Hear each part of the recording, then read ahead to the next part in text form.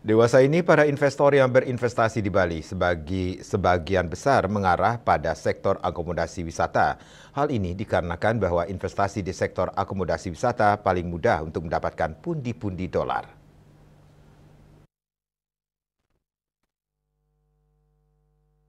Perkembangan akomodasi wisata di Bali saat ini sudah merambah ke daerah hulu. Kondisi ini dibuktikan dari banyaknya akomodasi wisata seperti tempat glamping, homestay, maupun villa yang ada di dekat danau.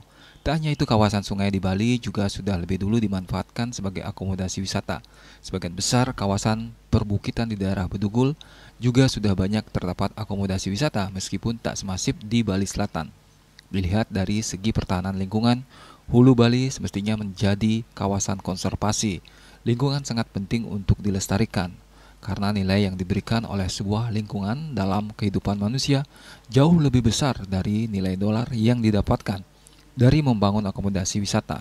Kalaupun di daerah hulu dibangun sarana akomodasi wisata, tentu perlu diawasi dengan ketat agar tidak mereduksi kepentingan untuk konservasi lingkungan.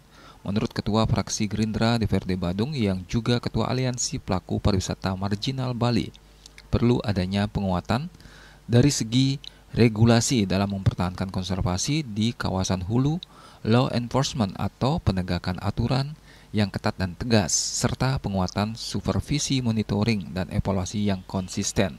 Agar pembangunan akomodasi di kawasan hulu tidak mereduksi kepentingan dalam upaya untuk konservasi dan perlindungan lingkungan.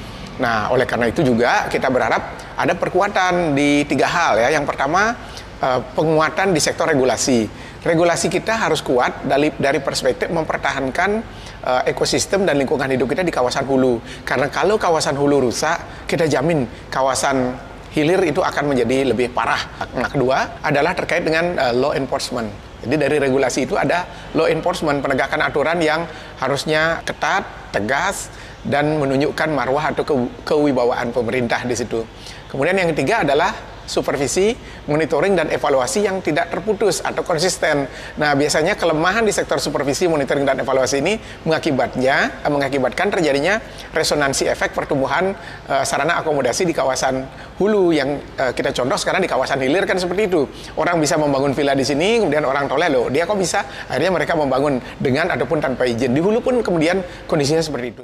Ditambahkan bahwa reward and punishment merupakan sebuah keniscayaan. Seperti di Kabupaten Badung, jika ada kawasan yang sudah terlanjur dibangun ternyata melanggar, maka akan dikenakan disinsentif atau membayar pajak lebih besar. Reward and punishment sangat penting jika bisa diterapkan dengan konsisten. Andika, Bali TV.